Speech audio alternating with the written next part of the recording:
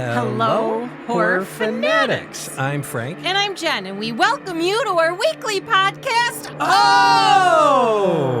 The Horror! Thank you for joining us as we dive deep into all things horror, supernatural, scary, and downright creepy. If you like what you hear, rate, review, and subscribe, or follow to add us to your regular rotation of podcasts. You can also submit any ideas, comments, and suggestions to our email address at oth@seriouslydecent.com. You can also go to our website, ohthehorrorpodcast.com. Catch up on the back catalog, first season, second season. Get up to speed and up to snuff on season 3. Yeah. You know, if you haven't checked out Demonic Possessions, that was our last episode. Yeah. But here we are in July. Music Month, episode 132. happy birthday. Oh, okay. We're going to talk about that? We are going to talk about that. Yeah, well, it is. I'm going to put something in the Facebook group, but it'd be nice if you got a bunch of belated birthdays on Monday when this drops. Yeah. Be like, oh, hey, Frank, sorry I missed your birthday. Sorry I missed your birthday. Well, I don't have it published on Facebook. Right. Or any kind of social media. Right. So you have to know it's my birthday. Yeah. Because if you know, you know. Yeah. Well, you know what happened a few years ago? I just don't. It's not a big deal anymore. You know? Yeah. Yeah. I mean, it's just not. You know. So. It's not. It's nice. I had some really, really touching messages for celebrating my birthday, and it was nice. It was really heartfelt. We had a great day today. We did. We went to the Renaissance Festival. We did. Yeah. I got my moon phase necklace. You've been after that for a long time. I've been seeing this on Facebook for a long time now. Years. Yeah. I got a snazzy mug that I paid too much for, but... Yeah. I mean... Yeah. But I like it. Yeah. You know, it fits. It's huge. It fits. It's big. You know. I like the style. Yeah. So, you know, whatever. Also, fun fact, you share your birthday with Margot Robbie. At least you don't share it with L. Ron Hubbard like I do. I share it with OT. OT will remain anonymous. Anonymous. Anonymous. Amamana. Manamana. Do do do do do. Anonymous. Na na da na na na. Yeah, I had steak on a steak. Yep. I had apple dumpling. Mm-hmm. Yeah, it was nice. Yeah. Yep. Had a shrimp platter. Yep. Yeah, Tried to talk you into a piece of cake, but it was like 6 layers. Yeah. That's a lot of cake. Like I said, if I first got there, I would have been all over that. Yeah.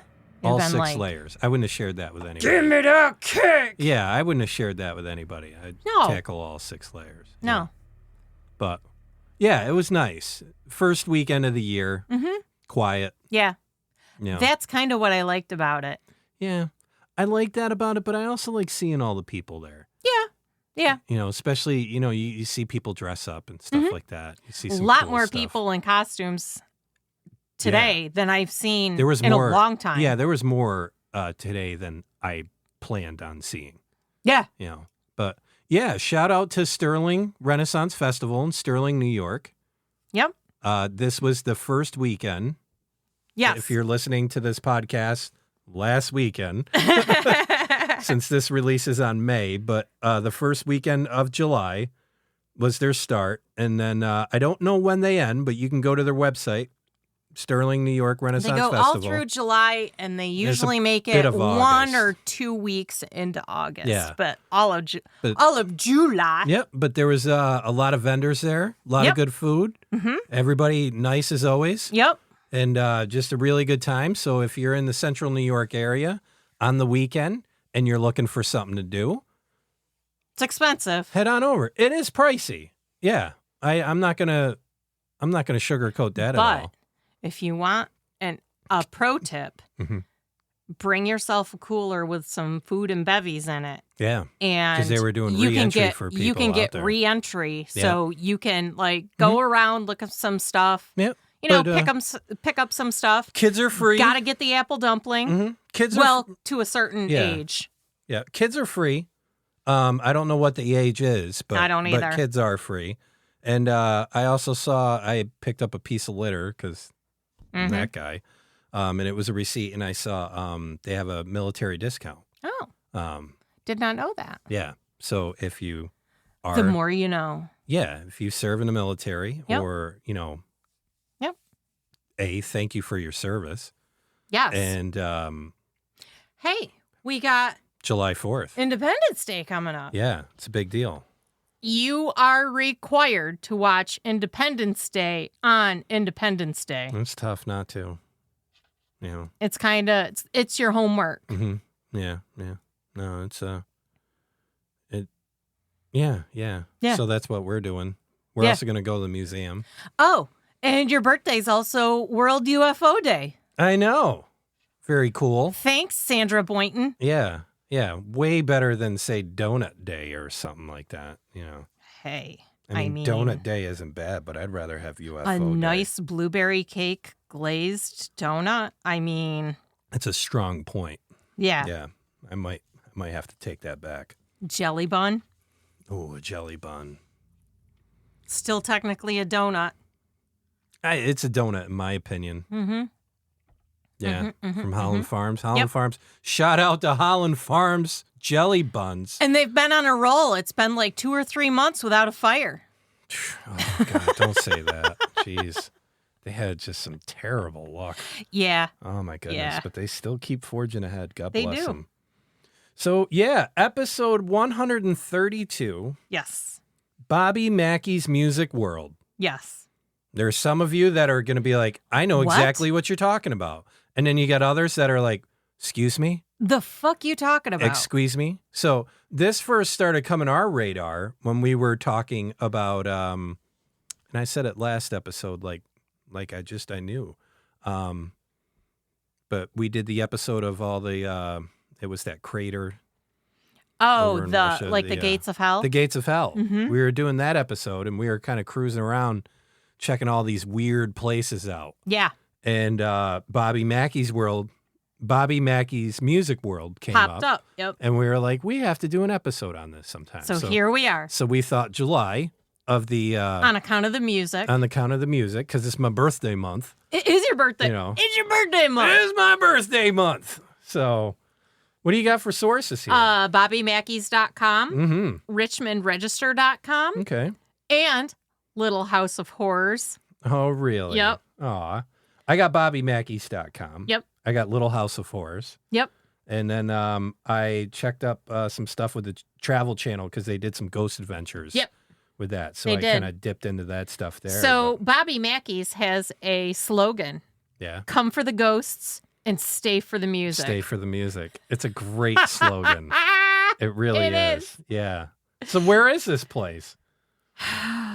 but wait, there's more. Yeah. They get wilder and wilder on Friday and Saturday night with karaoke. They have hourly ghost tours, and they have nightly special guests, and of course, Bobby Mackey and the Big Mac Band at 10 p.m. Yeah.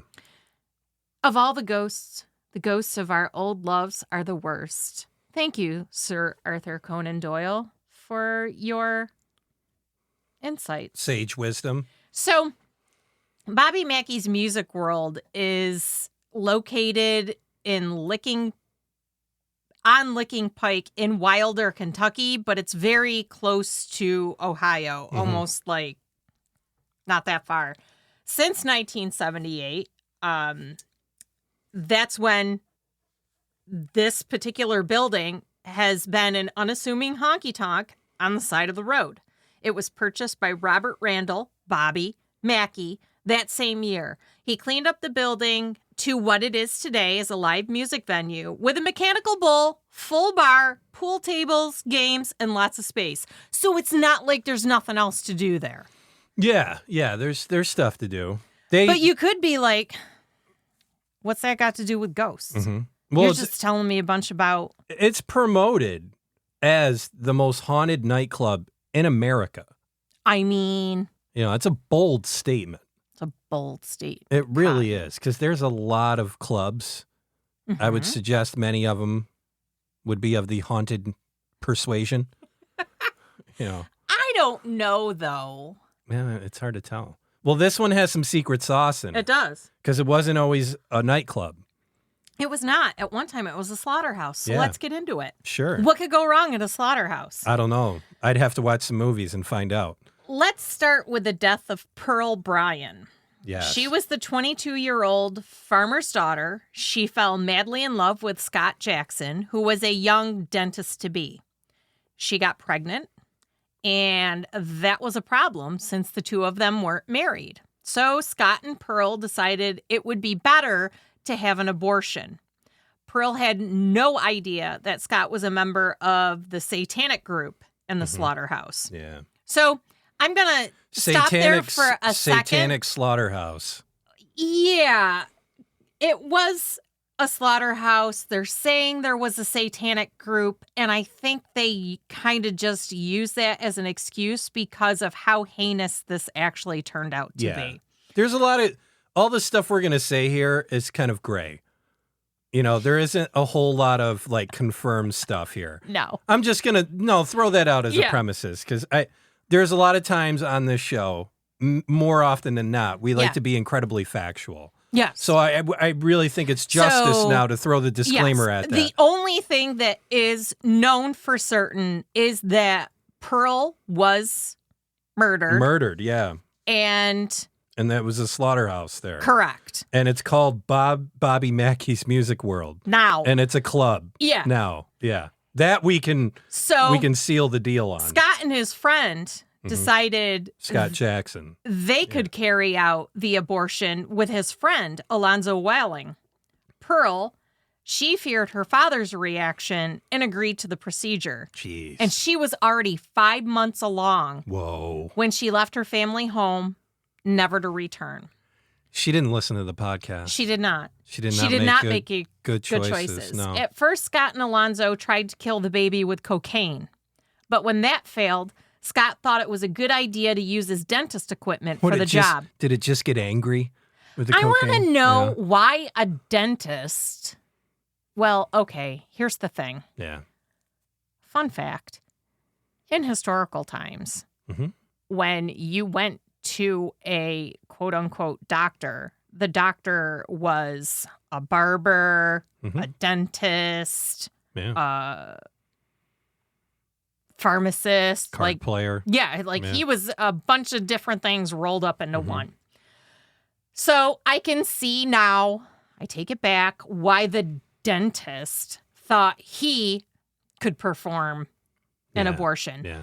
But all the blood probably aroused something malicious within both men, as it was no longer just an abortion for them. Pearl's head was severed with a tiny, sharp instrument, so that would imply a scalpel? Maybe. Something along those lines. Autopsy later revealed that Pearl had still been alive during the procedure. Her headless body was found and identified based on her shoes. The men were quickly found and sentenced to death. Pearl's head was never found. It was, they say, probably used in some sort of ritual for the satanic group. Yeah. And then disposed of in a well. Do you think that a dentist who's a Satanist, you think that should be on the sign or in the brochure? Like as you're going to a dentist? Would you like to know that your dentist is a Satanist? I think I would, because I would be like, you know what? I think I'm going to choose something else. Yeah. I'm going to choose a different course. I mean, perhaps the dentist. You think that should be a disclosure? I think it would be important would information. You think there needs to be a disclosure if you should say a Protestant or whatever? See, it's sticky. It's sticky that way. I mean, even though it goes totally against my belief structure. Yeah. I do get like where we are in the United States. I figure this is a good topic to talk about with the 4th coming up. Okay. Yes. And Independence Day. Yeah. I would like to know, but he could be like, hey, man, that's just what I do on the side, man. It has nothing to do with my dentistry. However, if you want an abortion, things might get weird, Yeah, But then you wonder how that case went. Yeah. See, I wanted to know more about that case. Yeah. At this point, because, did they see that as an opportunity as Satanists? Like, that's never That's really what the explored implication much. is. That's what the implication is. But then I read another source that was like, she was bleeding so much they had no idea how to stop the blood. It just all went wrong. And they were like, well, shit, she's gonna die. Now we got this problem. So now we've got to get rid of her. Yeah. The best and way... we just happen to have a sacrifice this weekend, so we can get a BOGO here. 2 birds, 1 stone. Yeah, exactly. And no use of capes yet. So I think they were like, let's behead her, probably thinking that would slow down identification of her. Mm-hmm. But, I mean, I guess what they should have done is also taken her shoes. Yeah. Since that was ultimately how she was identified. Yeah. It's the details. It's the small things. Yeah. Yeah. Which leads me to think, okay, so if they identified her by her shoes, was she not wearing anything else? Did she blow a shoe and had the other shoe? So was there one shoe missing? Like, did they make her take her clothes off? Except her shoes? And like, they're like, no, you keep your shoes on. Yeah. But like your skirt, your top, all that's got to come off. It's all weird. That is weird. Yeah. Like, it doesn't, because you would think they would have identified her. We might have to put outfit. a pin on this and do more stuff about Pearl Bryan. Maybe we do an episode on Pearl Bryan. I think she deserves more. At least like on one of our BOGO shows. If there's not much there, we could throw Pearl on a BOGO. Yeah, apparently Scott Jackson was a student at the Ohio College of Dental Surgery. Yeah. Is that college still going? While on the gallows waiting to die, Alonzo Whaling vowed to haunt the area forever. And there are indications that he made good on that. Oh, really? And that one of the spirits at Bobby Mackey's, specifically in the basement, to those who have seen like the full body apparition, say he resembles, or the apparition resembles Alonzo Whaling, that he's not cool. Like, he's not a benign spirit. He's not throwing a good vibe out. Like, maybe he's done some stuff. So we'll get into it. Yeah. So throughout the years, the building changed hands and became several different taverns, bars, and nightclubs. In the 1920s, a new building was built, which served as a casino, nightclub, and speakeasy during Prohibition. You one-stop shop. All the things. I wish they'd bring speakeasies back. There are places that do have there was one in Albany. Like, you had to know the thing, and you had to knock on the door, and, Manhattan clam chowder, The purple. I just like the name, speakeasy. Yeah, it's cool. It's classier than bar. Yeah, it is. It's probably why they used it. Yeah. Well, when Prohibition ended in 1933, E.A. Buck Brady bought the building and named it the Primrose. Okay. In the 1940s, the casino caught the attention of Cincinnati mobsters who wanted to push their way into its operations. When Brady refused, the violence escalated with fighting and threats to customers in the parking lot until Buck drew a gun on a mobster named Albert Red Masterson and was charged with attempted murder and left the casino business in 1946. Other reports indicate that Buck died by his own hand due to heartbreak from losing his business. And about a decade later, the building, under new ownership, faced even more tragedy with murder, suicide amongst family members. So back to Pearl, she had the shoes on her feet. I'm looking through my notes here. Yeah, I know she had the shoes on her feet, but maybe her clothes were too saturated with blood to say, this is the outfit she was wearing when she left on such and such a day, and all that was left was like, and those were 100% her shoes. Yeah. Got it. So, a nightclub called the Latin Quarter was born in the 1950s.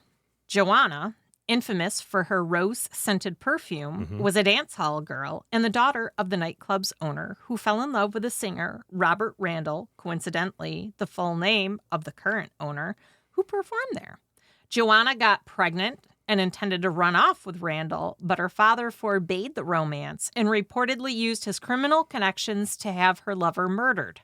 When Joanna discovered what had happened, she poisoned her father, then took her own life in the basement of the building, according to a Travel Channel documentary. In 1978, after a series of fatal shootings at the Rough and Tumble nightclub, the local authorities were forced to close the establishment.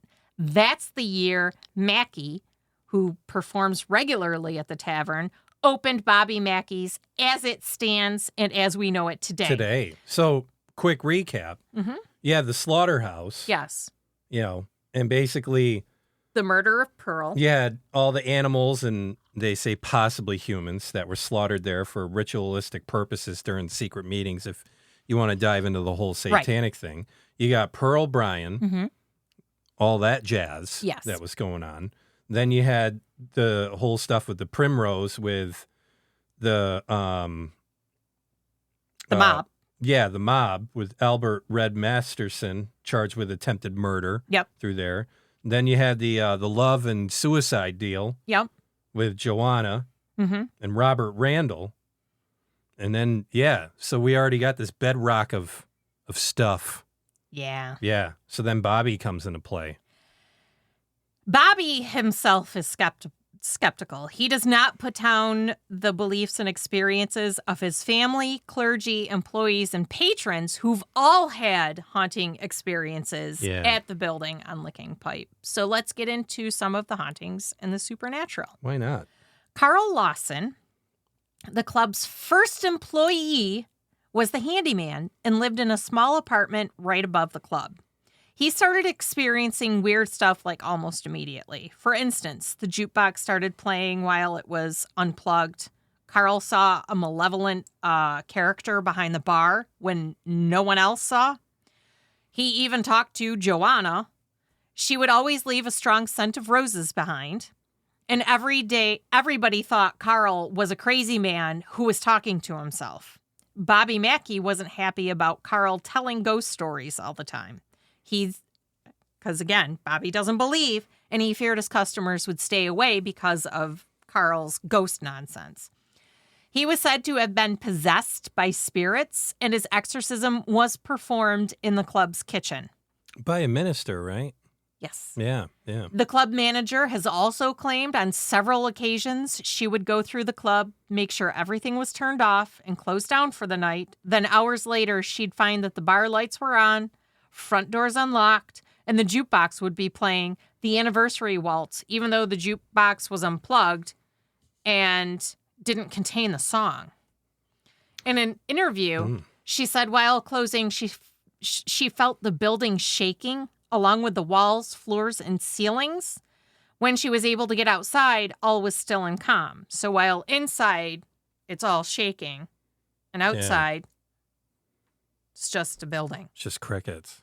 And actually, when you look at the outside of it, like, it does look like a big old barn.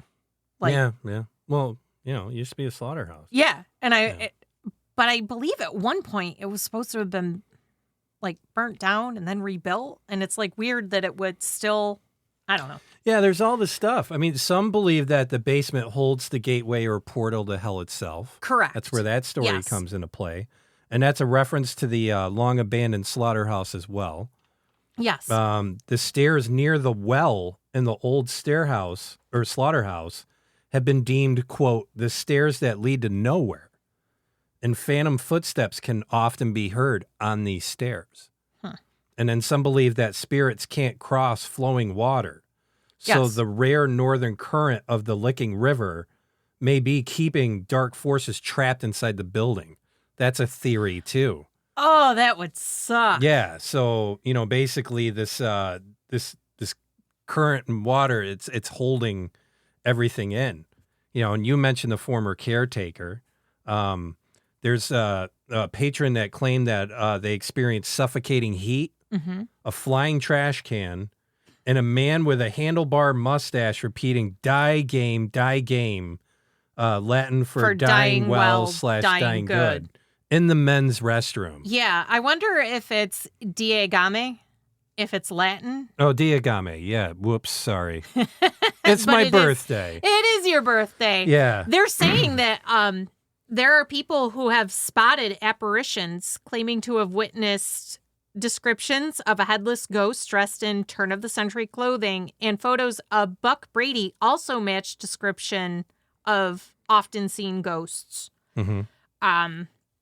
According to the Travel Channel's documentary, Bobby's wife was overcome by the scent of roses in the basement, grabbed around the waist, picked up, thrown down, and pushed down the stairs by a force that resembled sketches of Alonzo Whaling screaming, "Get out, get out."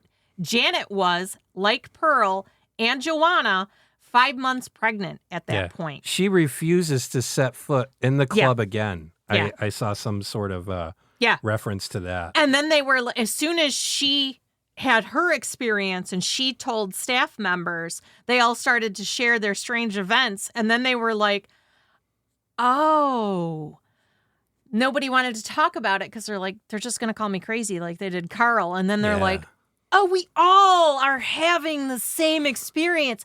Maybe Carl's not crazy. Oh, shit. Yeah. No, they had these historic photos of Pearl Bryan, and it matches the witnesses' descriptions of a headless ghost dressed in the turn-of-the-century clothing. Yep.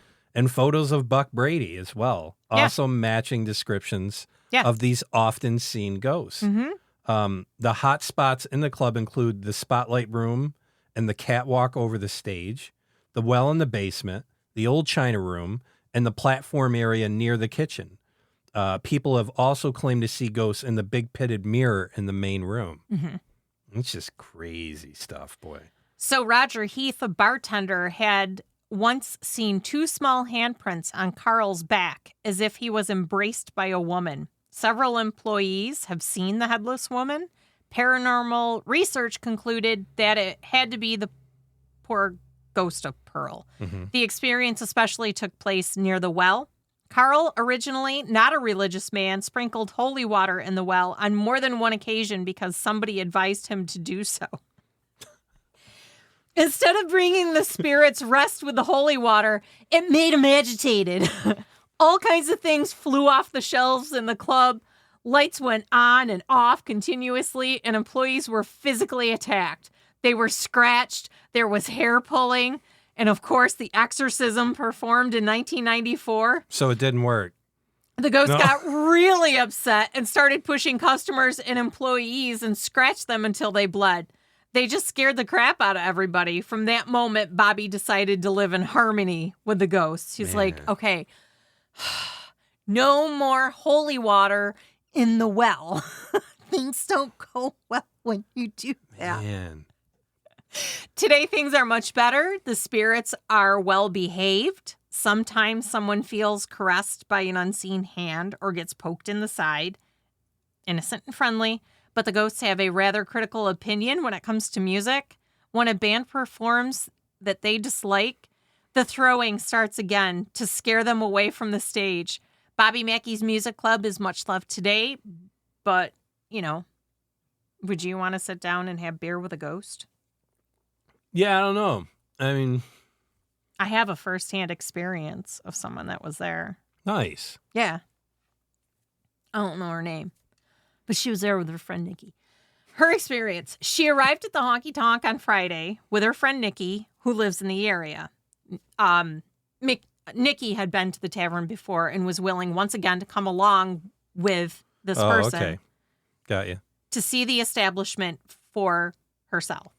On the outside, it looks like every other side of the road bar that has been redone over the years. However, she couldn't help but feel a very eerie feeling when looking at the perimeter of the building, which would be the exterior of the basement. Mm-hmm.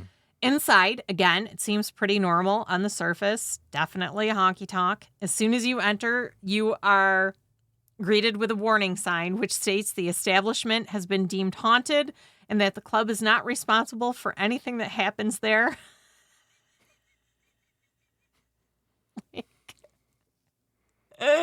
Could you imagine? Picture it. You're on a road trip and you're like, oh, you know what? Let's just stop. We'll get out. We'll have a drink. Yeah. Maybe they've got like bar food. Something to eat. We'll get something to eat. Burger. We'll stretch our legs, go potty. Yeah. And then we'll get back on the road. And as you're walking in, you see a sign that says, yo, sorry. We're hella haunted. Super sorry about that. That being said, you continue on at your own risk, and we're not responsible for what the ghosts do to you while you're in here. Like, wouldn't you just be like, I just wanted to pee. I just wanted to have a nice cold bevy. Maybe pee again and then get back out on the road. I know if I was with my dad'd be like, fucking Ohio. Or no, Tennessee, Kentucky. Or Kentucky, yeah. One of those states. Yeah. No. Pick one. Yeah. No, that'd be pretty weird. I read that same thing, and I was trying to figure out and like put myself in the place of that of like, what would I do?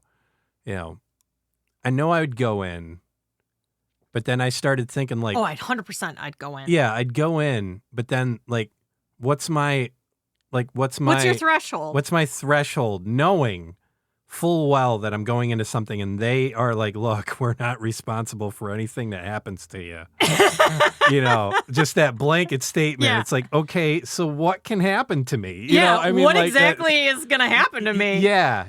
You're like, oh, by the way, lols, we're not responsible. Yeah. So then I envision myself like going in, getting the order, sitting down, and of course it'd be like, so what are the stories? And I'd hear like a pregnant woman getting thrown down the stairs and like, just you'd be like, yeah. What? And like if you smell roses, that's her, and like with my nose, I'd be like, oh my goodness. Yeah. No, I thought about that for quite a while reading up on this. I was like, yeah, I've always told you, like, I have no problem going in anywhere. I'm strong in myself. I'm strong in my constitution. I'm strong in my faith that I will go into anywhere. But I think the moment I feel something picking me up and throwing me, I'm going to have an evaluation process right there. There's going to be some calculations done. Yeah, no, exactly. You're going to be like, oh, this is what you meant. Yeah. So this is what you meant by you're not responsible. Right. So you didn't do this. You didn't throw me.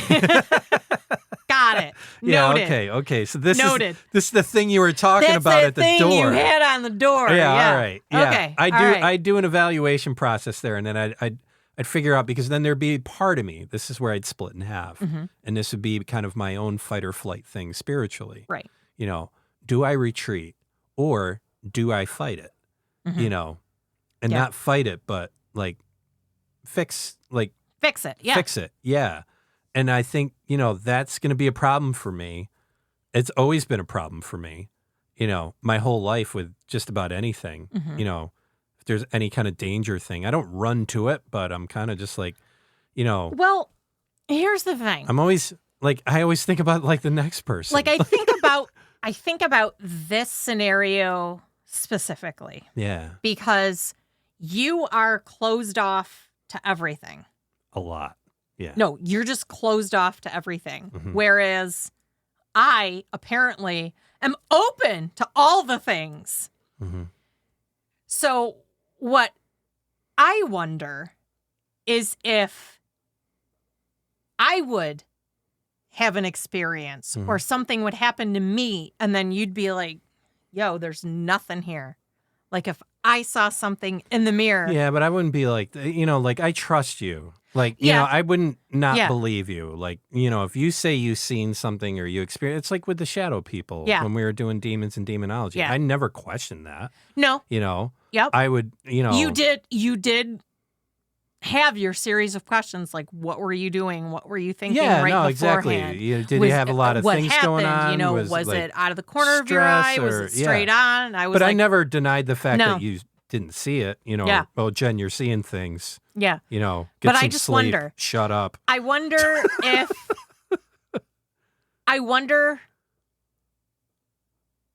how that would go. Or if Yeah, they would be like, because you're so closed off, they'd be like, fuck it, it's not even worth messing with her. Yeah, I don't know. I know if they mess with you, that's a problem. Mess with the bull to get the horns. Yeah, no, that's a problem. And that's what I mean by like that whole evaluation thing. Like if it's a messing with me thing, whatever. But yeah, no, like the you thing, like I got pissed with that. I got wicked pissed with that. Yeah. And that's when I kicked into overgear. I was like, all right, let's get what do we gotta do? Let's get the Benedict medals.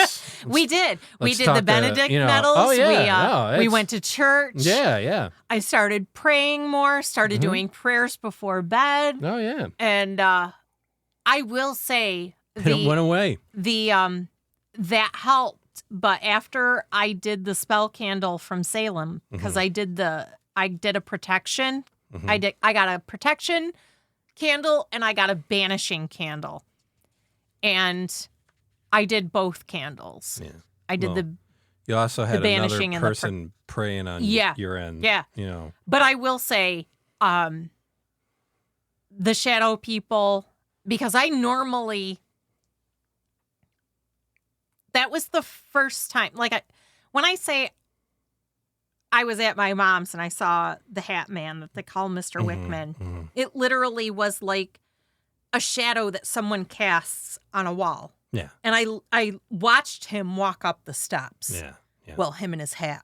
Yeah. I watched him and his hat walk up the steps and I thought it was Trevor because that's not an uncommon thing for Trevor to wear. True. Said hat. Yeah. Because it was very much like a cowboy hat. And then I came out of the bathroom fully expecting that I was going to walk into Trevor. And when I walked out of the bathroom, and there's nothing. Yeah. And I was like, oh. Yeah. And my mother has, when she hears the door open in the dining room, she, how she used to have her chair in the corner and she would read. She saw someone standing in the, where they've got that half wall between the study and the living room. Dad was sitting on the couch and he's like, hey, Trev. And Mom picked up her eyes from her book. And then she said she just looked back down at her book and said to Dad, that's not Trevor. And she just continued reading.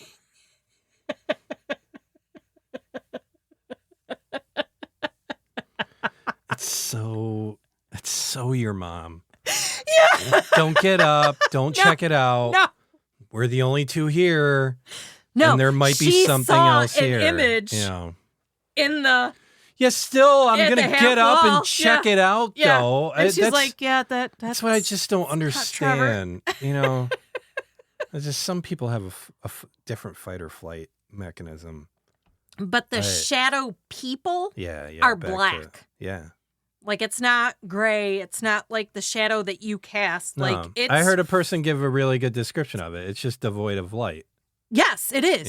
It is. Yeah. It's just 100% devoid of light. But it was humanish shaped. Yeah. I guess humanoid. Well, it was kind of like a snowman when you get down to it. Because it had like the little shadow at the top. Little portly in the midriff. Little more shadow. Little more. Yeah. Yeah. Huh. And they move fast. Yeah. Yeah. Like a marsupial. Nothing moves as fast as a marsupial. Yeah. All right. Back to her encounter. Yeah. What are we talking about again? What was her name? Nikki? We never got her name. Just her friend's name. Just her friend's name's Nikki. It's very dark inside with red lighting and a thick shroud of cigarette smoke, as individuals are allowed to smoke inside. For you smokers, there you go. It's your last place. It's the last place on earth. The gateway to hell. They're like, fuck it. It's the gateway to hell. If you want to kill yourself with a cigarette, go ahead, man. I'm going to go in smoking. And honestly, it was the cigarette smoke where she was like, I'd be more inclined to leave because of that than of a ghost. Of course. She said it was fun overall, but it was a short period of time that she was there. There were several people dancing to Mackey's music. Others could be seen riding the mechanical bull, shooting pool, or sitting around and drinking. She stayed on the main floor. She felt an overall eerie feeling there, she says. Yeah. To be honest, it was interesting to see the people there who just hung out like the bar wasn't steeped with historic history. Well, here's a thought. Deep Thoughts by Jenn. Yeah. What if the people that are just chilling, hanging out, are Aren't just even there. chilling and hanging out because that's what they do? Oh, you're going a whole different direction. 365, and I was you going, walk in what there. if they weren't there? I know. I know where you were going. We'll entertain. That'll be Frank's deep thought. Yeah. What if you went in there with that preconceived notion that this place is hella haunted? We talked about it all the time. So you're like, oh my God, it was really eerie and creepy. And oh my God, people were just sitting there like nothing was happening. Yeah. Well, guess what? Nothing was happening. Yeah. And then you wonder what kind of energy that provokes. Yeah. Or what that invites. You know, if that invites something, it's going to come to you. It's not going to come to them. They're conditioned around it. Right. So even if that energy is around, again, it goes back to demonic possession, what we were talking about last week. Yeah. You know, and talking about with demons and demonology. Like if you don't open that door, they don't have access to get to you. No, they don't. It's really that simple. Yeah. You know, and that door could be open in a lot of ways. And that's what's interesting here because this is a bar. Right. You know, where inhibitions go out the fucking window. Which I think is the perfect... It's a perfect spot. It is. It's the perfect breeding ground like for... nefarious spirit or, you know, just spirit with bad intentions and maligned spirits. Malevolent spirit. Yeah. It's ideal. No, totally. It's the devil's playground. You know. Oh my God, that's what they should have called it. Devil's playground? Instead of a gate to hell, it's the devil's playground. Maybe, but... No, I always looked at that and it just makes sense to me. You know, that's why mental institutions were always like, I think medication hurts people more than it helps people. Yeah. The older and older I get, especially with my birthday coming up, my birthday month. Your birthday. I don't think medication helps as much as it would like to claim to. And if it does, boy, it comes with a price. Definitely. You know, it comes with a price of side effects, and those aren't really released as they should. And I say released as they should, like, you know, people that do have side effects with things, it's just not out. You know, you hear that little bullshit disclaimer on TV as you're asking your doctor to have them recommend you some drug you saw on TV. You know, by McGregor.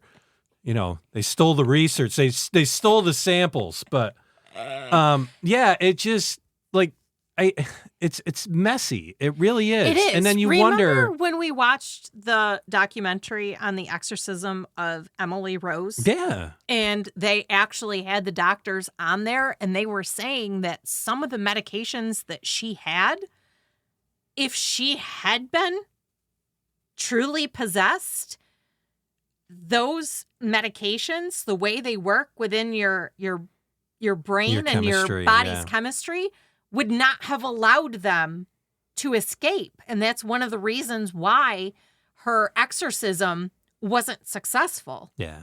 Is because it almost acted like an anchor. Yeah. And she couldn't let them go. She couldn't get them out. I think it's a really healthy conversation to have. I think it's a fascinating concept. I wish they should, you know, this is where I wish, and I think it's starting to happen now. I really do.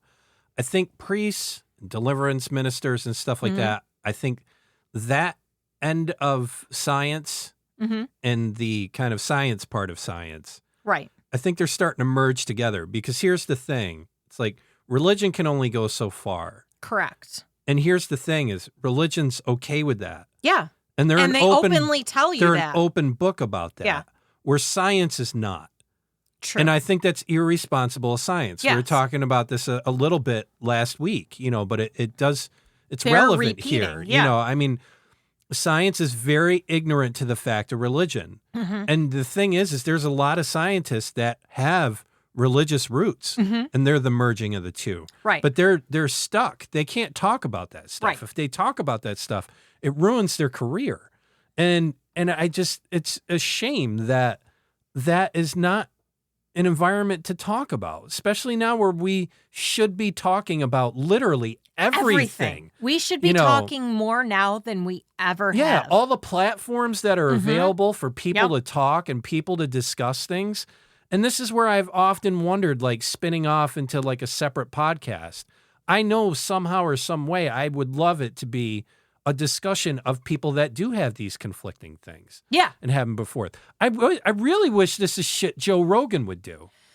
Because he has the ability to do it. Yeah. And he talks to the one person. Yeah. And then he talks to the other person. But it's like, dude, I want these two talking together. In the same room. And I want you as the mediator. Yes. Because he's aggressive enough. Yeah. He's aggressive enough to put someone in their place. Yes. But he's also very good. And he is. He's good at letting people talk. Yes. And not getting in the way. Yes. And letting them go and get their whole idea out. Right. In those long form discussions he has. But I really, I remember so many, this is why I don't listen to him anymore. Yeah. It's like, I don't want to hear this one-on-one stuff. No. I want to hear the debate. Yeah. I want to hear the person from this idea and the person from that idea because nobody's doing it anymore. No, that was not. something that happened in the 70s and earlier, and it died. Yeah. It was post-World War II. It happened for about 10, 15 years. That was it. And then it was done. Yep. And it's now been this one-on-one target stuff or a group of 5 people that are just talking over each other. Yeah. And you really get nothing out of it. And you get nothing. Yeah. But I would love that. Yeah. I would love to have an actual debate on topics. Like, I would like to have multiple people in the room, like with schizophrenia. Yeah. I want that guy who's been with all those schizophrenics. Yeah. And he's like, I'm sorry. I can't remember his name, There's but something, there's some sort of demonic thing going on here. He's like, that's the only way I can describe it. And then I want the diehard neuroscientist or whatever. Yeah, to be like, there's no such thing. Yeah. And I want a priest there who's like, let me tell you about what I've seen. What I've seen firsthand and raise their hand up and just, maybe bring audio recordings or, but even just, I don't care about the evidence at this point. It's the communication. It's the dialogue. It's the talking. You need to get all of those people in a room. Yeah. It's 2023 for Pete's We should sake. have answers to these things. Yeah. There's no reason why we shouldn't. Yeah, it's With the platforms and all of the information available at your hand, the fact that people are like, Earth's flat. Yeah. Vaccines give you autism. Yeah. It's like, come on. No, but here's... We're bigger than this. But We're better than this. Yeah, but here's the other thing is and I see this, especially in the political debate, there's people that say, oh, I've offered, and this is where I'm not going to name names, but I've heard certain political hosts of their own show tell an opposition person, I will give you $10,000 towards your campaign if you and I can debate on this show or wherever. Name the place and we'll do it. And they never do it. Yeah. They never do it. They never go on. They never get into that situation. And they come up with some bullshit excuse like, oh, it's just to make everything look stupid. There's no blah, blah, blah. And it's like, no, I'm sorry. If you believe 100% in conviction of what you're doing, you should feel fine. You should have no problem to debate. To be like, yeah, sure, give me your money. Money is money. No, but just to debate. Yeah. I would have had more respect for that person if they said, no, I don't need your money, but I'll debate you here. Exactly. And that's what but none of it happened. No response. No. Nothing. No. And it was, and I've seen this over and over again. So you got these camps that are hidden that don't, that's when I know someone's full of shit, is when they don't want to debate someone. Yes. Those are the people I'm after. Those are the people I'm after to hear the truth on anything, whether it's science, politics, philosophy, don't just throw theology, out your stupid little whatever. slogan. But if you throw out your blurb and your little echo chamber. And that's it. And that's all you got? No, and you got your echo chamber and you're not talking to anyone else and you don't invite the thing. Or this other statement that's super powerful. It's very short. It's very sweet. It can go past your ears real quick. If you don't believe me, go check them out. Yeah. for someone to say that, go check them out if you don't believe me. Mm-hmm. Check them out and see if I'm wrong and tell me if I'm wrong.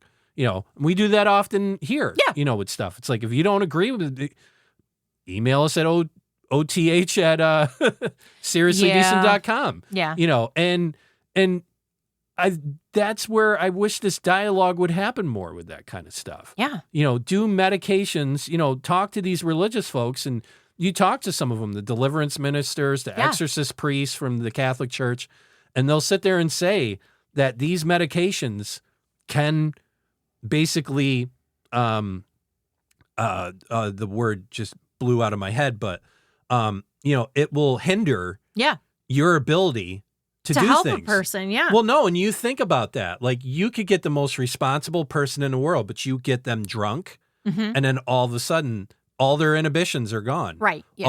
All their kind of little, spiritual fences and things like that are torn down. Yep. Over just getting drunk. Yeah. Or if they smoke weed, they just don't care anymore. Right. And that's that whole inhibition being dropped down. And what does that let in? What does that let in? Yeah. And what does that do? Yeah. And I think there needs to be a healthier dialogue with that, especially now, because you just see things that... Especially when they're... Every day, it seems like they're trying to make more and more drugs legal. And I'm sorry. And it's money at the end of the day. I know it's money, but we know nothing, or comparatively nothing, about these things and what they do and long-term effects. But, I mean, okay, science, let's start with the people from the 60s. Yeah. Who were the trailblazers in it. How are they? How did they hold up? How is their mental health? What is their general health like? Could there be correlation between whatever their thing is and whatever event it was? I mean, we know that some people, when they smoke pot, that can trigger their schizophrenia. Yeah. We know other people can't do LSD or PCP because it just destroys them. Yeah, yeah. I mean, there's some people that can handle it. There's some that can't. And it's a delicate situation in that regard. And I think there just needs to be more discussion with that, because especially schizophrenia, I'm sorry, medicine hasn't done shit for schizophrenia. No, they haven't done a damn thing. They've made very little headway. We are talking 60 years now. 60 years now with medicine for schizophrenia. Yeah. And they literally have accomplished nothing. Right. And I forget the name of the guy. We've mentioned him before in the past. There's a guy on YouTube that is just worth listening to in a huge way. We'll look it up for next time, guys. And I'm thumbing through it, and I just figured out. Well, I can actually give you some more details about Bobby Mackey's if you're interested. They do 2-hour guided tours offered where individuals are taken around all 3 floors of the building. That's the main floor, the upstairs, and said basement. A tour guide is present at all times, provides information on the history of the location, reported paranormal activity, and one would assume the history of the location, they would tell you about these events. Yeah. Pearl, Joanna, insert, and so on. Tours run Sunday through Thursday. They start at 7, 8, or 9 during most of the year. In the winter months, they do the 2-hour tours run on Thursday, Sunday, and Monday and start at 8. The cost of the tour is $35 per person. I wouldn't hold that to anything. And a group of 4 of more people would be like $25. So you save a little bit with the more you have. Yeah. And we can't commit to that, though, no, because I don't want you going there and being like, $50 "Oh, the podcast told me on what all this." Tours. Yeah, and their price is their price. Right. And I bear in mind this was from a couple of years ago. So inflation, adjust for inflation. Yeah. No, Jerry Marzinski is his name. Sorry, Jerry. Yeah, sorry, Jerry. No, I have always said, like, if we were to start doing guests, I'd want to cue him up as one of the first. I would want to talk to him.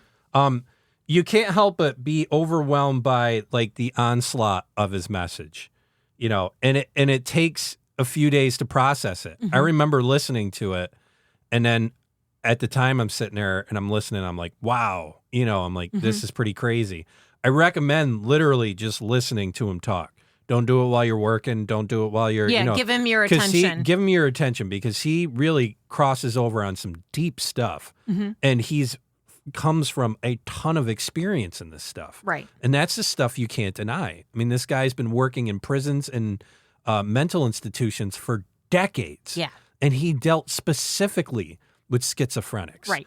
You know, and he brings up some alarming things. Yes. And it's just, it's really revealing. And one of the things that just he casually said, and you just start thinking about it, it's like, why do, you know, he gets into really good discussions. This is why I'd like to see him with a neuroscientist where, like, why do the voices inside their heads say to get off your, that your medicine is making you your sick. Medicine's making you sick your and to medicine's kill trying you. to kill you. You know, so this goes into the dialogue of what we were just saying earlier. Does the medicine help or not? Right. Because with his experience with schizophrenics, he's saying that the medicine holds them back and controls them. That's why they get a little better, so to speak. Yeah. You know, but while they're on their meds, they still have voices telling them to get off. And then they get off and they feel terrible. Yeah. This is the same thing that happens with people with depression. Yeah. You know, depression's the same thing. It's like, and what the clinical people say is, well, you're feeling better. And with you feeling better, you're asking yourself, why do I need this medicine? And, you know, what's the point? I feel well. I don't need to take this drug. Because I'm feeling better, I don't need this anymore because I'm better. Yeah. And that holds. I mean, I would have believed that too. Yeah. But when a schizophrenic, you've got someone there who's like talking to these people and they're like, yeah, it's not just that I feel good. But that's where I'm saying depression's different. I think a milder form of this stuff. But like schizophrenia, you're still taking the drugs, you're doing well, but you do have these voices telling you to get the to get off the meds, you know, and so this gets into a delicate area. And then you get off the meds and bang, you're just all messed up again. But he brought off one single thing that just sticks with me every single time I think of Jerry Marzinski is, why are all of the voices telling them terrible things? Yes. Why There's are they never a why is it positive always message. negative? Why is it always dark? Yes. Why is it never a positive message or anything inspirational? Like, hey, you're doing or great anything? today. Yeah. You know, it'd be great. Let's go get a nice coffee. You look really good in those jeans. You go, girl. You know, I mean, what we need? We need a new pair of shoes. Yeah. It's never that. It's never that. No. And it's always like. And he started talking about that. And I'm just sitting there. I'm like, son of a bitch, you got a point, you know? And the thing is like, that's what I want to see the dialogue on. Right. That's what I want to see the talk about, you know, because that's interesting right there. And that's a topic for debate. And I'd love to see where it goes. I don't care how it's answered. No. It's going to be answered the way it's supposed to be answered. Right. The solution's going to provide itself. Right. But to deny yourself the conversation to get to the solution, to me is just stupid. It is. That's where I'm at this point in the careless. game. It is stupid, you know, and it just frustrates the living hell out of me because it's 2023. Yeah. We live in the first world of like the best of everything available. This is supposed to be the best of the best. Yeah, this is the best of everything. Not just the best of like technology and stuff, but the best of minds. Yeah. We're supposed to have all of this. And yet we can't talk and worse, won't talk. Yeah. That's the part that's troubling to me. It's not that we can't talk. It's available. It's here. Right. But it won't talk. Yeah. Why? Why won't What's the problem? you talk? Yeah. And it gets back to the thing I was talking about, the politician. It's like, if your stance is so amazing and your stance is so high and almighty, why aren't you calling people out? Yeah. Why aren't you debating them? Yeah. And even more, why are you trying not to debate people when people put you on point and people put you on the stand? When people call you out, what is your problem? Why are you giving some lame excuse like, oh, it's just a thing to blah, blah, blah? No. throw sunlight on that shit and expose it. Yeah. You know, and find out where the darkness is. Find out where the liar is. Right. Where is the demon? Yeah. You know, because that's where you get into the good and evil. Right. And until we do that, we're going to be stuck. Yeah. That's my terrible news on my birthday and 4th of July. Ta-da! No, we're going to be stuck. Yeah. We're not going to progress. We're not going to advance. And for everybody that wants to progress and everyone that wants to advance, you have to talk. Yes. Even your family members. If you disagree with a family member, you guys got to figure out how to sit down and talk about it. Yeah. You know, and you don't have to resolve on things, but at least just say, yo, man, this is where I'm coming from. Right. And the other person, hey, this is where I'm coming from. That's how it starts. That's breaking bread. Yes. That's, yeah. You know, throwing the olive branch out to say, yeah, all right, okay, I get now your energy and I get your... I get why you... I get why you feel the way you do. Yeah. I still disagree with it, but we're one step closer, you know, and that's how... That's called a healthy dialogue. No, and that's reconciling. Why can't we dialogue anymore? And that's what saddens me, because it doesn't matter how much technology we have. It doesn't matter how much someone's gone to school. It doesn't matter how much any of this stuff has gone on, because if you can't do this stuff, you're done. Yeah. You know, this is max rev on the tachometer. You know, you're pinned at $8,000 and there's only $9,000 and nobody wants to go to $9,000, you know, or no one wants to shift and bring the RPMs back down, you know, and, you know, for all you gearheads, you know. It's probably not good for your engine to stay like that, huh? No, and that's the thing is the engine's just revved in the red line right now. Everybody's in the red line and no one wants to just sit and be like, look, this is why I feel this way. You know, and I think some people have tried to have that discussion. And the other side or the other person or that family member is like, look, I can't talk to you. I can't blah, blah, blah. I can't go with you. And for those people, I genuinely feel bad. You know, you've tried in some way or another and it still can't get reconciled. But, you know, the part that pisses me off with all this is generally it all funnels down to money and it all funnels down to power, and people need a group to make them powerful. And so this is where it gets with medicine. Like, I never thought I'd see in my lifetime a whole bunch of people rooting a pharmaceutical company going on, but I saw it the last 3-4 years. Unreal. Unbelievable. Pharmaceuticals were the devil. Yeah. They were the worst company in the world. Blah, blah, blah, blah, blah. Now, you know, we got to do everything these pharmaceutical companies tell us. Yeah. You know. Did you forget they created the opioid epidemic? Yeah, no, everything they've created generally has been bad. Yes. I just, you know, I'm not, and trust me, my mom has cancer and the pharmaceutical companies are doing my mom well. Yes. But it is coming with a lot of side effects. It is coming with a lot of things. Yes. It is coming at a cost. And this is the personal connection I have with this where, yeah, I'm happy it's doing the thing with the cancer, but there's this other stuff that's happening too.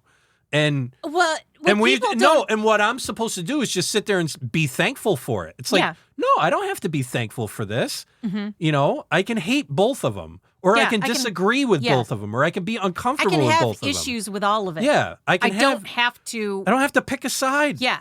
Period. You have to bear in mind that most medicines are a poison. They're a poison to counter whatever is in your body. Yeah. And with cancer drugs, the hope is that the poison kills the cancer before it kills the person. Yeah. Yeah. You know, some of it just restricts it. I mean, you know, definitely medicine's getting smarter. You know, I mean, I'll give it that, but it doesn't mean it's doing all the right things it should be doing, you know. But again, can we have that discussion, please? Yeah. That's the problem. Yeah. You have a lot of people in the medical industry that are trying to talk. They want to talk. Yeah. And that's all they do is want to talk. Yeah. And they're not allowed to talk. No. And even more, they're losing their license to practice medicine. They're just getting shunned away and canceled from everything. Remember we watched that documentary on Lyme disease? And there was a doctor in Australia that was like, you know, I have found that when I do intravenous vitamin C, that my patients, like, all these people that supposedly didn't respond to the antibiotics and have all these horrible, debilitating symptoms, like it went away with the intravenous vitamin C. Yeah. And they were threatening him, not only with losing his license, but like no, it's big, going after him. Big money. And he's like, because that's not their prescribed or it's not their approved treatment plan. Here's another thing with vitamin C that's crazy. There was a woman who found out that you can give these cancer patients super high doses of vitamin C, like intravenously, like just super, super high doses. And it was getting rid of the cancer. Yeah. And people were that's fine. That's what it no did with the Lyme chemo disease. and all that other too. stuff. Yeah. So I read a book about this. You want to hear some crazy shit? Yes, please. I love crazy shit. I read a book about this when I was, younger. I was like late teens, early 20s. I read this book about this woman and they can't find her. Like she's missing, and the son's trying to, I didn't know much about the son at that point, but they were saying like the family is trying to work on it and all that. So I'm reading this because I'm working on the canal as a laborer at that time. Are you talking about Elaine Case? On the shore gang. So I'm working on the shore gang, and I read this book about Elaine Case, and basically, I'm totally infatuated by it. It's a great read. But like anything else, I'm off to the next book and the next book and the next book. So 2-3 years goes down the road, and I'm on the Urger, the tour boat on the canal there. And so that I lived on that boat and went up and down the and down Champlain Canal and Erie Canal on New York State. So I'm over in Otsego Lake by what's that called? The Sylvan Beach. That's Otsego Lake, right? I have no idea. I think so. Something like that. Sylvan Beach is Oneida Lake. Or Oneida Lake, yeah. So I'm at Sylvan Beach.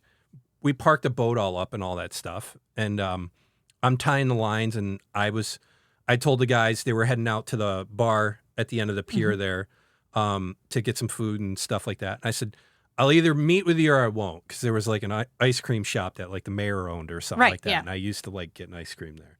So I'm tying down the boat. I'm shutting everything down, getting everything all kind of, battened down.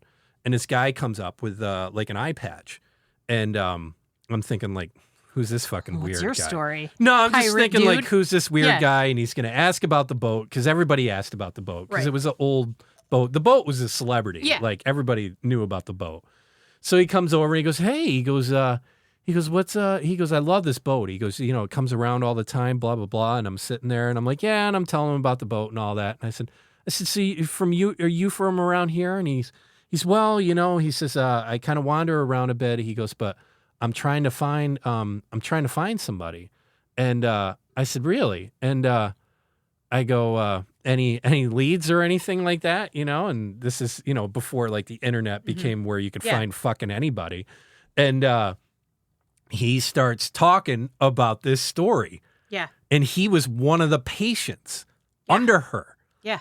And he starts talking about it. He says, yeah, I had cancer. I had brain cancer. And it ruined my eye and everything. He says, and I had no hope. They were going to say I was going to die in like a matter of time.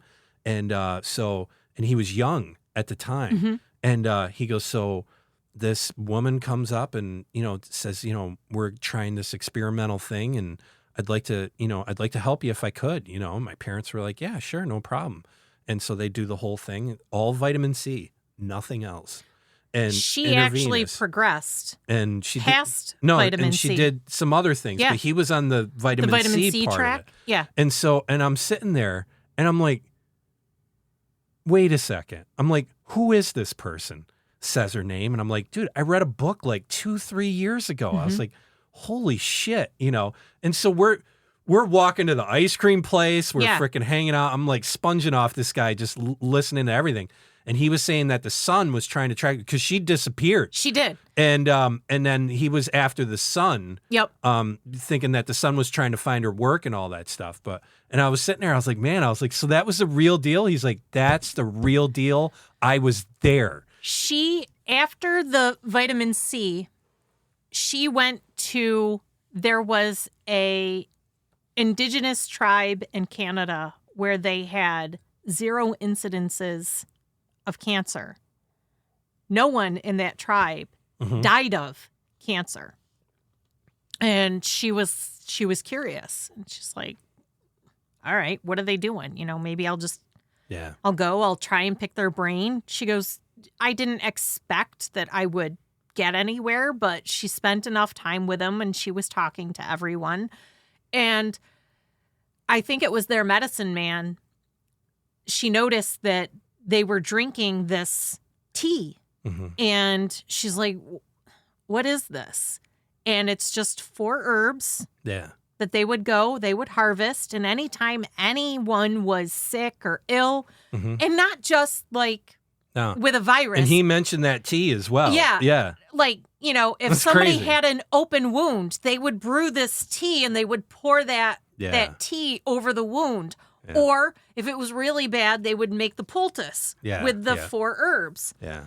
So she started experimenting. Like she recognized what the herbs were and she noted, the concentrations. It was like so much of this one, so much of that one. And she brewed the tea herself. And she took her findings. She was a nurse, like a registered nurse or a nurse practitioner.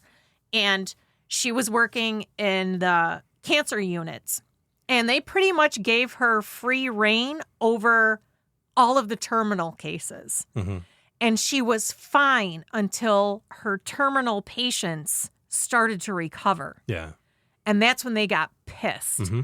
They were okay if her tea helped the terminal patients pass with less pain. But the minute they started to recover, that became a problem. It's a bloodthirsty industry, boy. And then she all of a sudden disappeared. Yeah.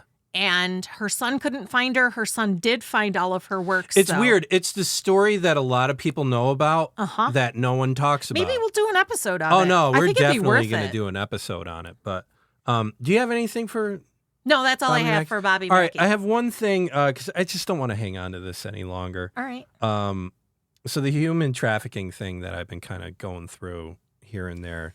I have a lot of stuff that Do we want to know? This is where I think people need to start talking. Okay. I was going to bag it for a while and then talk later on it when I had some other stuff going through and I was actually going to do a whole episode. But then I was listening to a podcast, it was like a week ago or 2 weeks ago, and there's this, it's either Jaco or Jocko Booyans, and he's a minister or priest down in Texas. Yeah. And a lot of it lined up with what I had. So this these things where I feel like I know I'm on the right track with stuff. So I wanted to share it with people. I know everybody's, excited to celebrate 4th of July here in the States. But I think there needs to be, again, a healthy dialogue of what's going on the border between Mexico and us. Yes. So right now, there are 500,000 women and children in America today in sexual slavery. Each year, we're doing the amount of slavery that was accumulated over a 300-year period. So I have a real hard time with people talking about the past of America with slavery, yet they don't have the fucking balls to talk about the slavery that's going on now. Right. And you're going to ask yourself, why don't they have the balls to talk about the slavery? Well, here we go. Okay. This is why.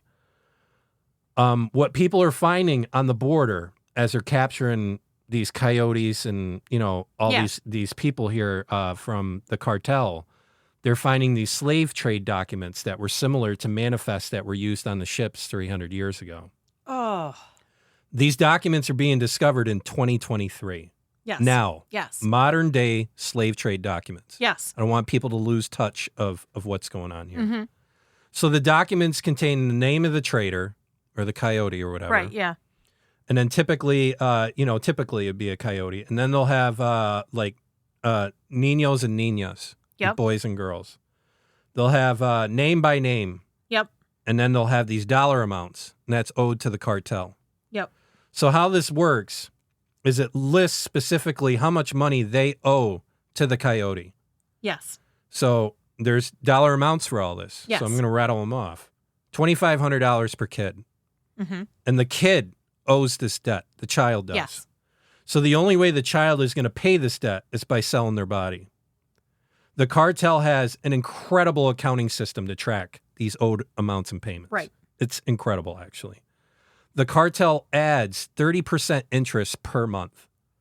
So a child has $2,500 they owe. Plus 30% interest every month. Every month. So if a child sells their body at $50 at a time, they're never going to be out of debt.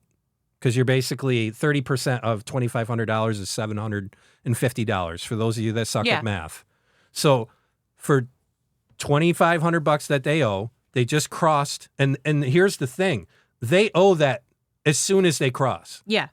So the interest starts going. It's not a deal, you know. It's purposely built for them to be enslaved to the cartel. Forever. And that's usually how it works. So unfortunately, we have an American government now who is lying to the American people. Yeah. I really don't care what you think. Yeah. You can stop listening to podcasts. I don't care. Yeah. You know, I really don't. Why? You got to ask yourself, and this goes back before with the discussion. And I didn't plant that. I just saw we had time and I was going to talk about it quick. But how come the news is not talking about this? Right. How come the news is not front and center about this? Yet everybody down there knows about all this. Mm-hmm. You're hearing this probably for the first time from a horror podcast from two people from central frickin' New York. Yeah. Just think about that for a moment. Yeah. It's terrible. Yeah. It's disgusting. And it's inhumane and it's embarrassing as an American to say this. It really is. We have to hold them accountable. Yes. They say they've lost 85,000 children, and it's looking to be more of 250,000. They underreport by 70% the numbers that are coming across the border. Yes. 70% they're underreporting. Yeah. These are people on the ground that are trying to figure this out. Yeah. And that's, again, word from the ground on the border. Who is that? It's law enforcement. Yeah. It's all of these people. So you have people bitching and complaining about slavery that happened 300 years ago, and you have slavery now that's worse now than it was then. In a different name. Yep. And this is aided and abetted, I'm sorry, by the whole entire government. Yeah. Across the board. They're turning a blind eye to it. And the ones that are speaking up about it are told to they're not getting coverage. They're not getting anything. So to cross the border, it's $2,500 per child. It's $8,500 per adult. Oh. Yeah. So the interest starts, they have to pay immediately on day one. So you thought the interest of $750 a month for a kid was bad. Yeah. $8,500 for an adult. They have line entries on these manifests that can total up to $45,000. These are people that are crossing the country that have no idea how to speak the language. They have no idea how anything works. They have nothing. They have nothing. Yeah. And this is happening. The cartel is making millions and millions of dollars a day on this. It's insane. And the network is very sophisticated. That's what I'm getting into now. Yeah. Is literally, I started with Epstein and I've split into, it's literally hundreds of different ways. It's unreal. There was a decapitation in Texas, and the cartel's decapitating a U.S. citizen in the United States. They're driving on the southern border with 50 caliber machine guns inside the United States. Don't believe me? Look it up. Yeah. Just, if you're going to look up the modern news, like I said, stop listening now, because I'm done with you. Let's have the dialogue. Yeah. I'm dialoguing with you. Yes. Prove me wrong. Yeah. OTH@seriouslydecent.com. Send the email, send the links, send the stuff. And I'm to the point now where I'm going to start bringing up this stuff with human trafficking and everything. I'm going to debate people on the show. Mm-hmm. And if you disagree with it and your numbers are wrong, then good. You got a free trip to the show. Mm-hmm. And we'll do either a Zoom interview or something, and we'll do video. I don't care. Whatever it takes. This is insane. This is just unbelievable. The youth is literally getting broken. Yeah. This is what's happening, you know? And this is where we see the tough part of a generation here that is not understanding any of this. You know, you have a 15-year-old today. In 3 years, they're going to be a voter. Mm-hmm. So Gen Z age 12 to 25 is the largest section of society on planet Earth. It's American Gen Z. And, this is a whole entire generation that watches porn and produces porn on themselves. And you're going to be like, oh, Frank, here you go on porn. It's like, this is where a lot of this comes from. Porn and I'm has not become talking, such a problem that it has showed up in Dr. Drew's world. Yeah. He comments on it often. Yeah. That the porn has become such a problem, and not just the porn, but the texting and the lack of communication between people, that Gen Z generation don't know how to interact with each other. No. They don't know how to date. They don't know how to talk. Yeah. They don't know how to... which is fine. If they want to figure it out and do it a different way, I don't care about that. Yeah. I'm not going to get into this whole generation... this generation's better than that, regardless of what I think. But the fact is like, if you got a different way of doing things and it's fine, by all means, fine, go for it. But you have all these people that are in the slave trade. It's the largest slave trade ever. And you've got these assholes on TV that are acting like everything's fucking great. Yeah. Everything's fine. There's nothing wrong. And I wouldn't have dipped into this if they just actually charged some people for the Epstein shit. Yeah. But no, you piss me off. And I know how to find information. That's my bread and fucking butter. Yeah. If you have information on you, I can fucking find it. Yes. And that's what I'm doing. I'm just dipping my toe in this. Yeah. My life is my job, hanging out with my loved ones. Yeah. This podcast is part-time, and this is part-time. Right. This is just stuff I do while I'm watching TV. Yeah. On occasion. This I wish I had full-time ability to get into this, because I'd love to see what I could. I say I'd love to, but I've hated everything I've found. So back to the whole thing of, you got American Gen Z that's age 12 to 25. Right. They all watch porn and produce porn on themselves. Yes. And this is the thing, is the porn that you see of this, I will even call. I hate to say it, I will call okay porn. The human trafficking stuff, you're not seeing that. And if it is on porn, it's the dirtiest porn you're ever going to see. It's often on the dark net. It's traded like freaking baseball cards. Yeah. It's crazy. So the average age of porn entry in America is boys at age 8. And then you want to know why men are so fucked up. So the first view into intimacy for a kid at 8 years old is things like gang rape, where a couple guys will just have sex with a chick. That's what an 8-year-old's going to find now. It's different when I was a kid, and I'm going to say that as an older guy. Yeah. But the exposure I had at age 8 was my dad's Playboys. Yeah. That I found or Penthouse somewhere around the house. Those magazines. Were randy. Yeah, and you'd be lucky if you saw someone having sex. And there was like this one kid you knew, his parents had like a fucking VHS like porn, and you saw those, and even that, has a dramatic effect. But you couple that with 12 states, and this is what I'm getting at. If you can get over the whole porn concept and all that, this is what I'm leading to.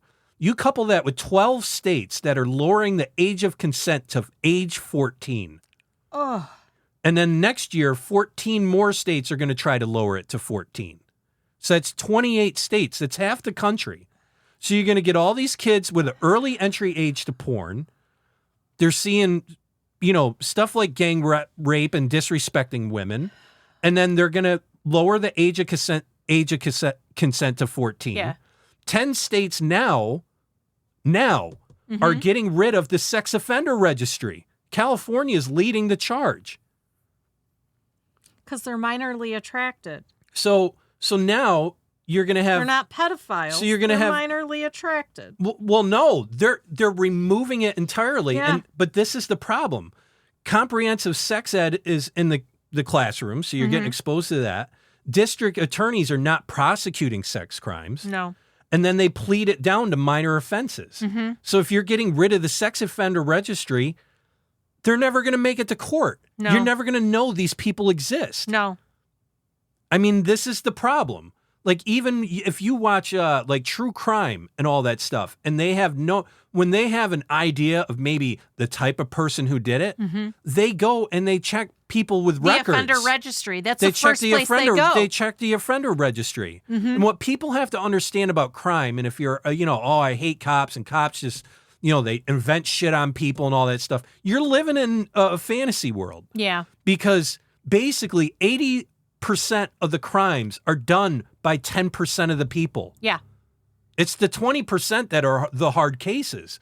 But the 80% of crime is done by the same 10% of people. Yeah. So if you have a record, and this is just common sense, if you had a record that you sexually offended somebody, and there's a sexual assault of someone, or someone died, in and your there town, is sexual assault associated with it, yeah, you're going to go to the person that has a history of it.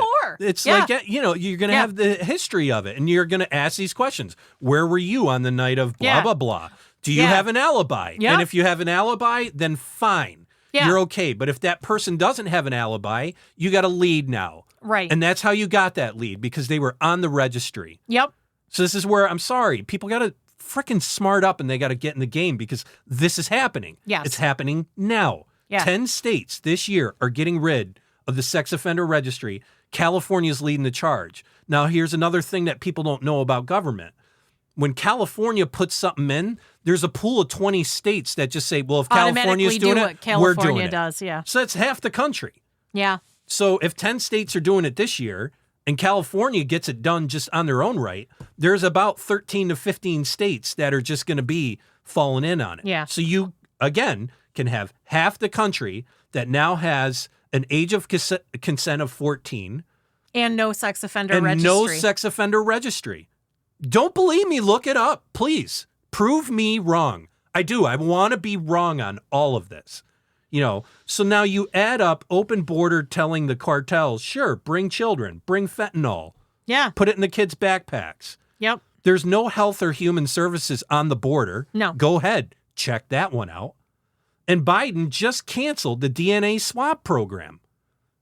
And everybody can raise a stink about that. But now we can't even track a kid, even if we rescue her in another state. Right. So just think about it. We could triangulate. If she came through Eagle Pass, who did she come with? Yep. The guy that said was her father, we would have DNA. Right. And then you could build a case. Yep. But you can't build a case. They're ghost children. So now this all connects up. So now with these ghost children brings a term called recycled children. And this is exactly what the cartel's doing.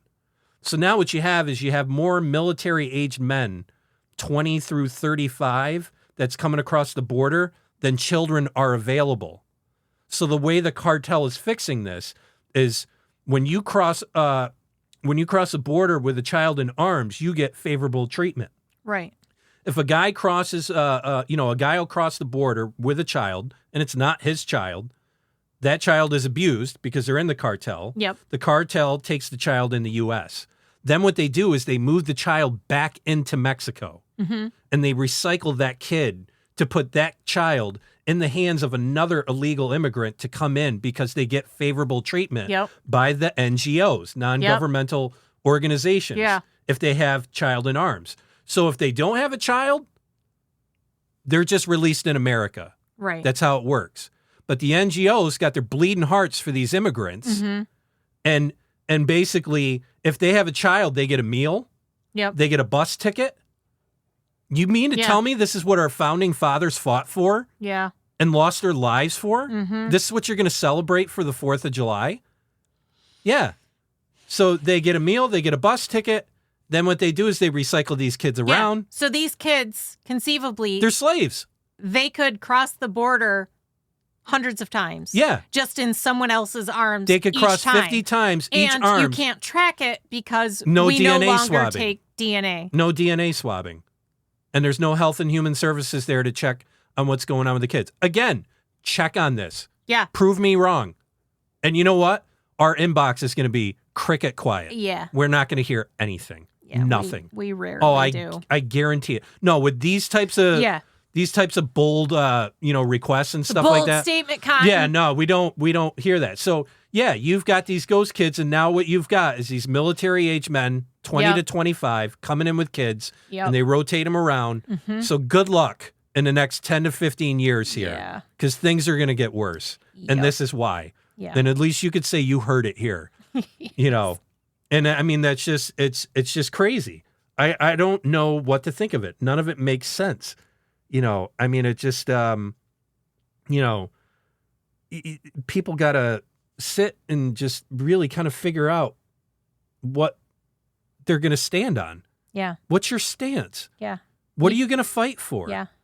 You know, and that's my birthday wish, is that people will start finding things to fight for. Yes. Like this. You want to find something to fight for? Fight for this. I think we can all stand behind the fact that it's not cool to enslave not only children, but even adults. Yeah. And these are adults. These are children. Yeah. And then also you've got a border that the cartel runs. Yeah. The United States doesn't run it. No. Mexico doesn't run it. No. It's the cartel's border. Yeah. Do you want the cartel to run the border? I It's just a simple question. Yeah. If you don't, then you know what? You need to start talking to elected officials to say, we need to do something about that. We need to do something about the border. Instead of sending billions and billions of dollars over to the Ukraine, which, we're in that to the end. Yeah. Go ahead. Tell me what the end is. I don't know what the hell the end is. They don't for that. either. And they don't know because it's a money scheme. Yeah. That's all it is. It's money. You know, and then this whole bit down there, it's a tragedy. It's a total tragedy. 250,000 kids. You know, I mean, it just, it's crazy. And then you got them, they owe this money. If they're not in this recycle program, they owe the money. Yep. You know, it's just this massive racket operation that's going on down there. And what pisses me off even more is these stupid reporters aren't even touching it. No. So I'm sorry, you're not a reporter. They don't even fact check anymore. You're not a journalist. I just no. It's embarrassing. It is. It's the most embarrassing moment for me to handle with all this stuff. Because like I said, guy in his late 40s in central New York is finding this shit out, and I never left my fucking house. Yeah. You didn't leave your recliner. I listened to interviews. I read articles. I read. You know. I've. That's how I've done it. All this stuff. And yet a journalist who has funding and can go down there themselves with a camera crew and capture all this stuff. Nope, not going to do that. And the big question Where's is... that chick Maria? You're her down there. Yeah, no, exactly. You know, don't even get me started on that fucking chick. Jeez. Oh, my God. She's got all those contacts. Oh, yeah. Unreal. It just... But I wanted to share that. And more as I get stuff, you know, I'm packaging it into a show or a series, you know, featured on this podcast. But there's moments like that where I heard it from another podcast, and I've seen his name around in the stuff that I'm researching. I've heard.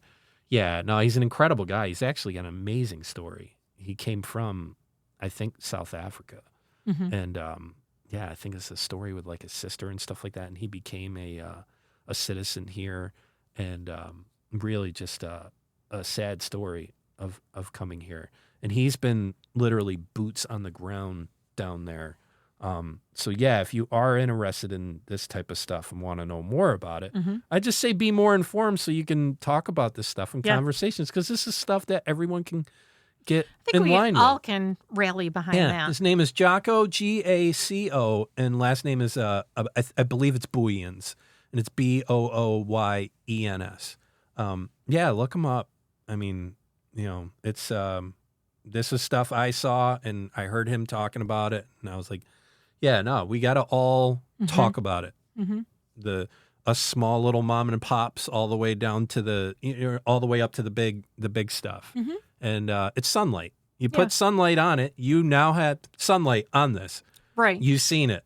Now it's up to you to figure out what you're going to do with it. If you're going to keep doing what you do, then fine. But don't complain about what's going to happen the next 10, 15 years with all these militant-aged men crossing the border.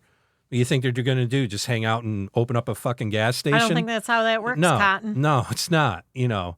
And I think at this point, it might even be too late with the millions of people that have crossed. It could be. And it's millions have crossed. Yeah, it's going to get hard. It's going to get real hard. But next week, it's not. No. We're Cult of the Month. No. Next week is Sid and Nancy. Oh, that's right. Yeah. Yeah. Which, not a great story. No, it's not the best. But yeah, I like the story of Sid and Nancy now because with the different types of demographics we have with the podcast, there's some that are very familiar with the story. There's some that know maybe a little bit, and there's some that don't. It's one hell of a story. Oh, yeah. It's sad. They all are. A lot of them, yeah. But anyhow, yeah, thanks for just as part of Thanks for the downer, Frank. Well, no, but I wanted to say as part of my birthday, thanks for still listening to this podcast and bragging us up around. Even when Frank brings a bunch of bad news. I know. No, and I was spending a little bit last night. I was awake and just looking at the past metrics and things like that. And thank you so much for sharing us with your network of friends and your network of people. I hope we don't embarrass you too much or maybe put you in too bad a standing with where your friends are like, what is wrong with you? Your friends, employer, or family, but no, we appreciate it. And another thanks to people that participate in the social media avenues we have. We're gonna break out into that a little more. Yep. And we definitely see a lot of growth coming our way just in the listeners, and we're very blessed and happy about that. And we're very happy to compost that shit and see if we can't get it to grow a little more. And we are thinking very ambitiously now because of you to really deeply consider video for next year. Yeah. So we're looking in the avenues of that, the technical stuff, the equipment, and then also just getting that through. So ambitiously, what we're hoping is normally we take a pretty a break of some kind in December, but I think what we'll do is throw a few freebies out in the realm of video. And we'll kind of sample that and see how things go. But yeah, we're looking very excited to a whole nother year of my lap around the sun. And, and I'm glad you all are a part of it. It's been, I'm a very blessed person to have all the things I have. I feel very, very, just very blessed and thanks. # blessed. Yeah. So rule number 1. No Ouija boards. Number 2. No dolls. 3. No capes. Rule number 4. No blood rituals. No. Number 5. No cults, satanic or otherwise. No. 6. No apathy. Yeah. Seriously. Yeah. It's time we got to get our hands dirty. Yeah. We got to step up. Yeah. We've got to do better. If somebody, if you're saying somebody's got to do something, you can do start. something. No, you can start. Be that change. Yeah. You can try. Be that first domino. Yeah, you can try. At least you tried. Even if nothing comes of it, you tried. Yeah. Next rule. Don't engage with black-eyed children, people, animals. Beings, humanoids, etc. You need to see whites, iris, pupil. A full eye. Yeah. And last but not least. Just listen. Yeah. No, around the word of change, I read an interesting thing in a different context, but if you, this is how to just kind of look at positivity next to negativity. If you were to change someone's core belief on something, positive or negative, and then that person did the same thing the next year, and you continued doing it every year, for 30 years, if that was done, a little over 1 million people would be affected by that change. That's the ripple effect. That is the true ripple effect. So 1 year, if you could just show somebody the goodness or love or passion in things, and that gets contagious and they see it, and then they do the same thing, and that just keeps going. For 30 years, that's a little over 1 million people. That's the math. Right. It's compound interest, man. But it's food for thought. If you sit there and you think you're helpless, if you change, and I'm not saying change, but if you just throw sunlight on a coworker that you have near you, and they see things just a little bit different, just a little bit, that's that domino that you're talking about, babe. And the next thing you know, after, 30 years, Right. you could have over 1 million people Affected. And that's just if you did something. Right. That's not talking about others. Hundreds and thousands of other people doing things. So don't sell yourself short. You got a lot of power, but be responsible with it. If you're miserable, with great power comes great responsibility. Yeah, if you're miserable and negative, then you're going to have a negative ripple effect. Right. And if you're positive and you're, have a lot of light and love in your life, you're going to have a lot of positivity and light and love in your life. It really is that simple. So that's my birthday wish, is that people will have a lot more positivity and light. But thank you so much, and we look forward to talking to you next week about Sid and Nancy during our music month. Yeah. Until then, have an amazing day, a wonderful week, and an incredible July 4th holiday for us in the States. And in keeping with that, make good choices. Yes, please. You should all have 10 fingers on July 5th. Yes! Love you all a bunch. Take care.